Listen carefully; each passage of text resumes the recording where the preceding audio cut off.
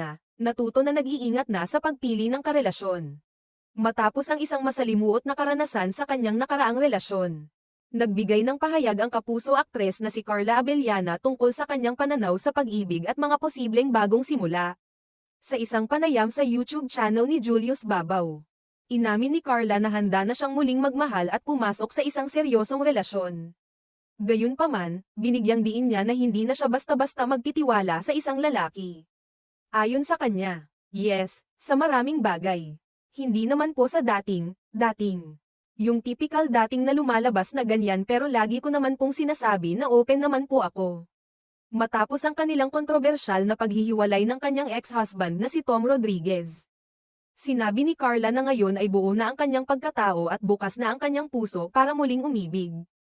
Ngayon daw ay bukas na ang puso ko para ma-in love uli dahil buong-buo na uli ang aking pagkatao, dagdag pa niya.